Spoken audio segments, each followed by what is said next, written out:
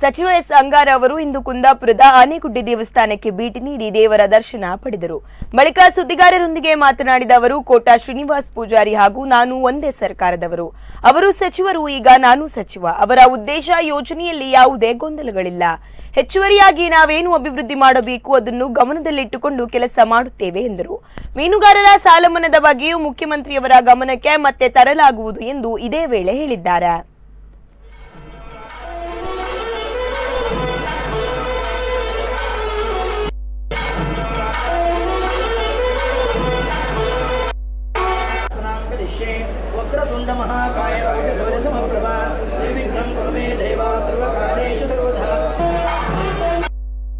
ನಾವು ಒಂದೇ ಸರ್ಕಾರದವರು, ಒಂದೇ ಸರ್ಕಾರದಲ್ಲಿ ಅವರು ಸಚಿವರು, ಈಗ ನಾನು ಕೂಡ ಸಚಿವರು.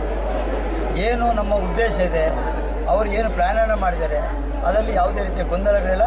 ಮತ್ತು ಹೆಚ್ಚುವರಿಗೆ ನಾವು ಯಾವ ರೀತಿ ಅಭಿವೃದ್ಧಿಯನ್ನು ಮಾಡಬೇಕು ಅದನ್ನು ಕೂಡ ನಾವು ಗಮನ ಇಟ್ಟುಕೊಂಡು ಕೆಲಸ ಮಾಡ್ತೇವೆ.